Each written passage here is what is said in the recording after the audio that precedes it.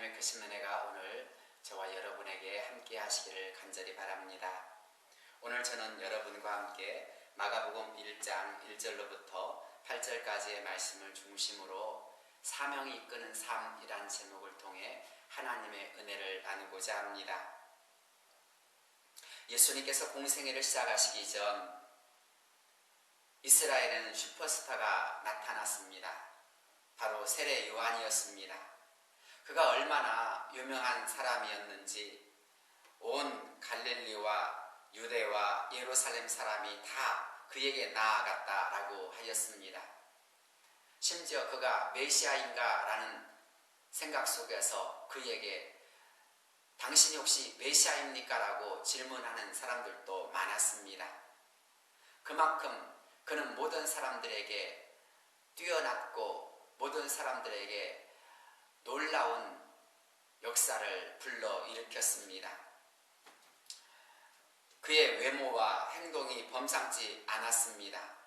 세례 요한은 낙대 털옷을 입고 메뚜기와 석청을 먹으며 광야에서 살았습니다. 그리고 그가 던지는 메시지 역시 평범하지 않았습니다. 그는 모든 사람들을 향하여 회개하라, 천국이 가까이 왔느니라 라고 외쳤고, 심지어 그에게 나와 세를 받고자 하는 바리새인들을 향하여 독사의 자식들아 라고 외치면서 그들을 통렬히 비판하기도 하였습니다. 그러면 그럴수록 모든 사람들은 그의 범상치 않는 행동과 그리고 모든 메시지를 통해서 그가 혹시 메시아가 아닌가라고 할 정도로 그에게 온 이스라엘은 몰려갔고 그를 좋아하였습니다. 그런데 그런 세례 요한이 오히려 자기는 메시아가 아니다라고 말하며 메시아가 어떤 분이신지를 드러내려고 최선을 다했습니다. 그는 얼마든지 자기 자신이 모든 사람들로부터 인기와 명예를 얻을 수 있었고 그것을 이용하여 성공과 그리고 미래가 보장된 삶을 살 수 있었음에도 불구하고 그 모든 것을 포기하고 철저하게 그는 예수 그리스도와 그리고 그에게 주어진 사명을 증거하는 삶을 살고자 하였습니다. 오늘 우리가 읽은 성경 말씀을 보게 되어지면 성경은 그에 대해서 이렇게 말합니다. 4절 세례 요한이 광야에 이르러 죄의 사함을 받게 하는 회개의 세례를 전파하니 온 유대 지방과 예루살렘 사람이 다 나아가 자기 죄를 자복하고 요단강에서 그에게 세례를 받더라 라고 하였습니다. 그는 광야에서 최선을 다해서 죄의 사함을 받게 하는 회개를 증거하기 시작하였습니다. 그런데 한번 생각해 보십시오. 광야라는 곳이 어떤 곳입니까? 해가 쨍쨍 내리쬐는 곳입니다. 바람이 불어오는 곳입니다. 돌과 모래가 엉켜있는 곳입니다. 그런 곳에서 식물 한 폭이 나무 한 그루가 자라기가 어려운 곳입니다. 그런데 그가 그런 곳에 살면서 그는 사람이 듣든지 안 듣든지 사람이 많든지 적든지 상관치 아니하고 최선을 다해서 회개하라 천국이 가까이 왔느니라라고 외치고 또 외쳤습니다. 도대체 그의 마음에 무엇이 있었기에 그는 그렇게 회개하라 천국이 가까이 왔느니라고 외치며 나아갔을까요? 나아가 그가 그렇게 함으로써 정말 하고자 하는 일은 무엇이었을까요? 도대체 그는 왜 이렇게 하고 있는 것일까요? 한마디로 말해서 사명 때문이었습니다. 그는 태어날 때부터 특별하게 태어났습니다.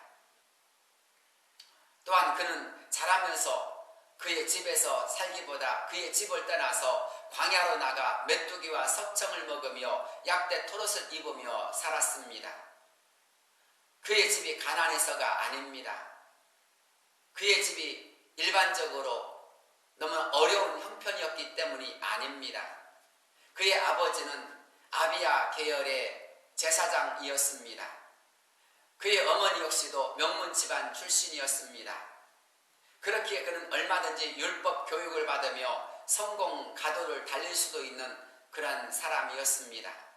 하지만 그는 이런 모든 출세와 명예와 그리고 세상적인 성공을 다 내려놓고 오직 하나님의 뜻을 찾기 위해, 하나님의 뜻을 알기 위해 광야로 나아갔고 그곳에서 경건하게 하나님의 역사하심을 온전히 알기 위해 힘을 썼습니다. 그런 가운데 그에게 성령이 임하고 하나님의 역사가 시작되어졌을 때 그는 그 음성과 그 은혜를 힘입어 모든 이스라엘 백성들을 향하여 외치기 시작하였습니다. 그는 하나님의 은혜와 하나님의 말씀을 의지하여 그 어떤 사람을 향하여서도 주저하지 아니하고 하나님의 말씀을 외치며 나아갔습니다. 때로는 세리들, 때로는 창기들, 때로는 일반 사람들이 왔을 때에나 심지어 바리새인과 백성들의 지도자들이 그에게 다 나아왔을 때에나 더 나아가서 헤롯 왕을 향하여서도 그는 하나님의 말씀을 외치는 것을 주저하지 않았습니다. 그의 메시지는 날카로웠고 그의 메시지에는 힘이 있었습니다. 그는 사람들의 눈치나 사람들의 분위기를 살펴서 말을 하지 않았습니다. 오직 하나님이 말씀하시는 대로 최선을 다해서 말씀을 증거하였고 하나님이 기뻐하신 그 말씀을 하기 위해 온 힘을 기울였습니다. 그런 가운데서 그가 그렇게 함으로써 하고자 했던 일이 무엇이었을까요? 바로 주님의 오심을 준비하는 것이었습니다. 주님이 오신다는 것을 모든 사람들에게 전하고자 함으로써 모든 사람들로 하여금 주님을 맞을 준비를 하도록 하는 것이 그의 사명이었습니다. 놀라운 것은 세례요한은 그런 모든 일을 함에 있어서 한시도 자기를 드러내거나 자신을 자랑하거나 자신을 모든 사람들에게 알리려고 하지 않았다라는 것입니다. 그의 마음속에는 오직 메시아를 소개하려고 했고 그런 메시아를 모든 사람들이 준비함에 있어서 철저하게 회개하고 거룩한 마음으로 경건한 마음으로 주님을 맞을 수 있도록 그 모든 이스라엘 백성들을 이끌고자 라고 했다는 것입니다. 사랑하는 성도 여러분, 이렇게 할 수 있었던 이유가 무엇 때문이었습니까? 그가 광야에 거하면서 하나님의 은혜를 받았기 때문입니다. 하나님의 성령을 받았기 때문입니다. 은혜와 성령으로 충만해지며 하나님의 뜻을 온전히 깨닫게 되어졌을 때 그는 세상의 명예가 줄 수 없는, 세상의 모든 물질이 줄 수 없는 그 어떤 것도 그것을 대신할 수 없는 큰 기쁨과 감격에 이끌리게 되었다라는 것입니다. 그렇습니다. 은혜와 성령은 바로 우리의 삶을, 우리의 주목하는 것을 달라지게 합니다. 예수님을 믿기 전이나 예수님을 알지 못하였을 때는 세상에서의 물질과 성공이 가장 귀한 것으로 여겨집니다. 그러나 진정으로 예수님을 믿고 예수님에 대한 놀라운 사랑을 깨닫게 된 사람들을 보면 그들은 세상의 명예와 부귀와 모든 것을 다 뒤로하고 오직 주님과 함께함을, 주님을 의지함을 최고로 여기는 것을 우리가 볼 수 있습니다. 정말 하나님의 능력을 깨닫는 사람들, 하나님의 사랑을 깨닫는 사람들은 세상의 그 어떤 것들과 하나님의 역사를 바꾸려고 하지 않습니다. 우리가 잘 아는 사드락과 메삭과 아벳느고를 한번 생각해 보십시오. 왕이 그들에게 말합니다. 다시 한번 음악 소리가 들리거든 나의 신상에 절하라. 그렇지 않으면 내가 너희를 풀무불 속에 던져버리겠다라고 위협을 하였습니다. 그때 그들이 보여준 행동이 무엇이었습니까? 우리는 그럴 수가 없나이다. 왕이 설령 우리를 풀무불 속에 던져 넣는다 할지라도 우리가 섬기는 하나님이 그곳에서 우리를 건져내실 것이요 그러하지 아니할지라도 우리는 왕의 신상에 절하지 않겠나이다 라고 했던 것이 바로 그들의 신앙이요 그들의 결단이었습니다. 그 결과 왕은 그들에게 노하여서 보통 불보다 7배나 더하게 한 다음 사드락과 메삭과 아벳느고를 풀무불 속에 던져버리지 않았습니까? 그러나 어떻게 되었습니까? 하나님은 그들에게 큰 구원으로 놀라운 보호하심 속에 그들을 이끌어 주셨고 그들을 돌봐 주셨습니다. 하나님의 역사가 나타난 것입니다. 그들의 믿음대로, 그들의 신앙대로 하나님은 놀라운 큰 구원의 역사를 그들에게 보여주었고, 이렇게 함으로써 하나님의 살아계심을 모든 사람들에게 증거하게 된 것입니다. 그렇습니다. 사드락과 메삭과 아벳느고가 비록 바벨론에 끌려가 포로 생활을 하고 있었을지라도 그들은 하나님의 살아계심을, 하나님의 역사와 능력을 의심치 않았고, 그런 하나님의 능력 속에서 살아갔을 때 그들의 삶은 날마다 승리와 기쁨의 삶, 은혜가 넘치는 삶이었던 것입니다. 그래서 그들은 왕의 명령 앞에서도 주저하거나 타협하지 아니하고 불문불 속에 들어갈지언정 우리는 왕의 신상을 절하지 아니하겠나이다라고 외칠 수 있었던 것입니다. 그렇습니다. 진심으로 하나님의 능력을 확신하며 믿음으로 고백하는 사람들은 지금도 그 어떤 것과 세상의 모든 것이 다 준다 할지라도 하나님을 바꾸지 않습니다. 참된 믿음을 바꾸지 않습니다. 그렇기에 이런 믿음으로 살아가는 사람들의 마음속에는 하나님의 역사와 사랑이 충만함을 우리는 깨달을 수 있어야 하는 것입니다. 사랑하는 성도 여러분, 저와 여러분의 마음속에 바로 이런 하나님의 은혜와 성령의 충만한 역사가 가득할 수 있기를 바랍니다. 2020년이 점점 이제 마지막을 향하여 달려갑니다. 그리고 우리가 새해를 준비하고 또 생각을 하게 되어집니다. 이러한 때 우리의 마음속에 무엇이 충만해야 하겠습니까? 우리의 마음속에 은혜와 성령이 충만한 역사가 이루어지기를 바랍니다. 은혜와 성령이 충만하게 되어질 때 광야의 삶 속에 우리가 있다 할지라도 우리의 삶이 광야의 현장과 같이 모든 것이 부족하고 열악하다 할지라도 그 모든 것이 우리에게 불편을 줄 수 있을지 모르지만 그것 때문에 우리의 마음이 흐트러지는 일은 없게 될 것입니다. 세상이 코로나19로 인하여서 끊임없이 우리에게 불안과 어려움과 여러 가지 많은 염려를 주고 있습니다. 그러나 진심으로 하나님을 바라보는 사람들, 하나님을 의지하는 사람들은 그런 모든 것들로 인하여서 약하여지거나 두려워하거나 연약하여지지 아니하고 오직 오히려 더 담대하게 믿음으로 나아갈 줄 믿습니다. 하나님이 지켜주심을, 하나님이 보호해 주심을, 하나님이 인도해 주심을, 하나님이 책임져 주실 것을 믿고 오히려 그 안에서도 하나님께 영광 돌릴 수 있게 될 줄로 믿습니다. 저와 여러분 모두는 바로 그런 믿음으로 사는 자가 되기를 바랍니다. 하나님이 나를 사랑하신다면, 하나님 나를 인도해 주신다면 코로나19가 온다 할지라도 우리는 쓰러지지 않을 것입니다. 약하여지지 않을 것입니다. 우리의 모든 삶을 책임주시는 하나님을 인하여서 그 속에서도 기뻐하고 그 속에서도 평안하고 그 속에서도 하나님께 찬양할 수 있게 될 줄로 믿습니다. 사랑하는 성도 여러분, 때로는 물질의 어려움이, 건강의 어려움이, 때로는 직장과 모든 주변의 사람들로 인한 어려움이 우리에게 다가올 수 있습니다. 그러나 그런 모든 것들이 아무리 우리를 위협한다 할지라도 우리를 지키시는 하나님, 우리를 도우신 하나님으로 인하여서 우리의 마음에는 여전히 평안과 기쁨이 차고 넘치게 될 줄로 믿습니다. 우리가 아는 세례 요한은 광야에서 살았지만, 그리고 그 광야에는 많은 사람이 있지도 않았지만, 그렇다고 해서 그가 외로워하거나 약하여지거나 흔들리지 않았습니다. 그는 오히려 광야의 삶을 살면 살수록 더욱더 하나님을 바라보며 의지하는 가운데서 그가 무엇을 해야 할 것인지 분명하게 깨닫는 역사가 일어난 것입니다. 왜 그렇습니까? 그 광야에서 그가 의지할 수 있는 분은 오직 한 분 하나님뿐이었고, 그렇게 하나님을 의지함으로써 모든 순간순간마다 그는 하나님의 기적으로 사는 삶을 깨달았기 때문이었습니다. 저와 여러분도 한번 생각해 보십시오. 2020년 얼마나 다사다난하였습니까?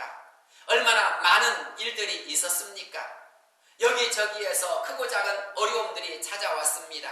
아니, 지금도 어려움이 가중되고 있습니다. 그러나 놀라운 것은 그 모든 어려움이 있어도 여기까지 올 수 있었다는 것입니다. 지금까지 지낼 수 있었다는 것입니다. 이 모든 것을 가능하게 하신 분이 누구입니까? 하나님의 은혜인 줄로 믿습니다. 그렇다면 나를 지금까지 인도해 주신 하나님께 영광 돌릴 수 있기를 바랍니다. 그 하나님께 감사할 수 있는 자가 될 수 있기를 바랍니다. 그럴 때 우리는 우리의 모든 삶 속에서 때를 따라 도우시는 하나님의 은혜, 나의 모든 삶을 돌보시고 인도해 주는 하나님의 은혜를 더욱더 찬양하게 될 줄로 믿습니다.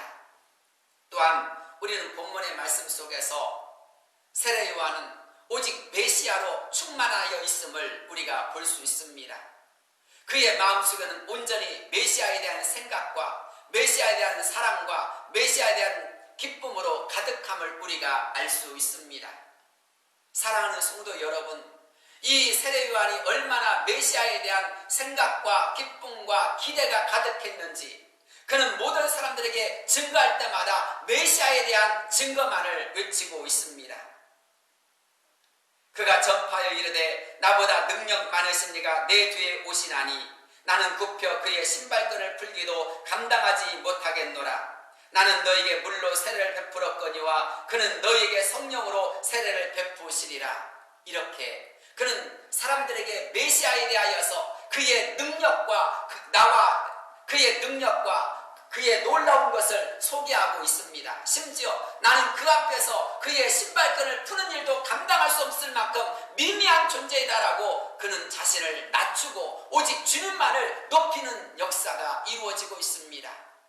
오직 주님께 영광 돌리고 주님만을 증거하려고 할 수 있는 그 힘은 무엇 때문입니까? 그만큼 그의 가슴 속에 그의 마음 속에 메시아로 충만했기 때문이었습니다. 메시아가 누구입니까? 바로 하나님의 아들 예수 그리스도이신 것입니다. 예수님에 대해서 그가 얼마나 깊이 알았으면, 얼마나 예수님에 대해서 놀라운 비밀을 깨달았으면 이렇게 예수님으로 충만하고 예수님에 대해서 모든 사람들에게 증거하고 있었을까요? 그렇습니다.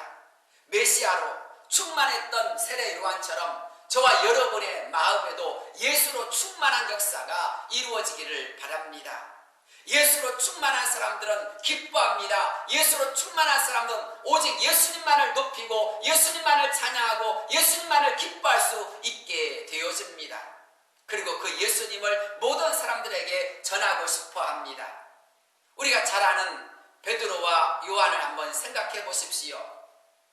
성전으로 올라가다가 성전 미문 앞에 앉아있던 한 거린을 만났습니다.